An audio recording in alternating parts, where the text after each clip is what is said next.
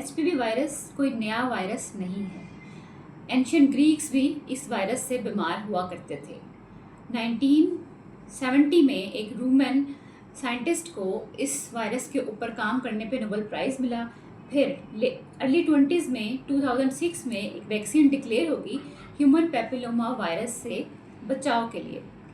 2007 में Australia was the first country जिन्होंने अपने मुल्क में तमाम बच्चे बच्चियों को ये वैक्सीन लगाई और उनको कोई भी बुरे नतीजे देखने को नहीं मिले। उसके बाद एक चेन चली और पूरी दुनिया में ये वैक्सीन जो डिफरेंट ममालिक में लगाई गई, तकरीबन 150 से ज़्यादा ममालिक में ये वैक्सीन अब तक लग चुकी है। याद रखिएगा 150 एक बहुत बड़ा फिगर है।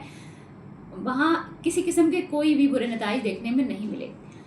उसके बाद जो है इस्लामिक कंट्रीज़ में लगी, सऊदीया में लगी, कतर में लगी, मलेशिया में लगी, मराकश में लगी, बांग्लादेश में लगी। अब WHO ने जो है वो ग्लोबल कैंपेन के थ्रू ये पाकिस्तान के अंदर लॉन्च की है। हुकूमत पंजाब इसको फैसिलिटेट कर रही है कि पाकिस्तान की तमाम बच्चियों को जो 9 से 14 साल तक की हैं उनको इन 15 दिन की ड्यूरेशन में ये वैक्सीन मुफ्त लगाई जाए।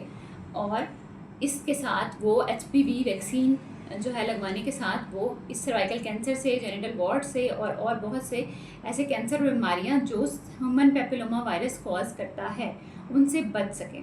याद रखिएगा जैसे कि हमारी दुनिया है ऐसे हमारे साथ जरासीमों की दुनिया भी है। वो अपना काम करते हैं और हमें उनसे बचने के लिए अपना काम करना पड़ता है। हम जब बीमार होते हैं किसी भी चीज़ से तो या तो हम खुद रिसर्च करके उसके बारे में कोई वैक्सीन या दवाई बनाएं या फिर हम उनकी बात मान लें जो ये रिसर्च या कर रहे हैं, वैक्सीन बना रहे हैं, उनकी बात मान के हम उनकी चीज़ों को यूज़ कर लें। बहुत सारी बीमारियां आपसे पहले बहुत सारे वायरसेस गुजरे हैं। HIV का वायरस, इसी तरह MMR, इसी तरह पोलियो, उनकी वैक्सीन बनी, हमने लगाई और जैसे चिचक की बीमारी हुआ करती थी, वैक्सीन लगी, ख़त्म हो गई, अब नहीं है।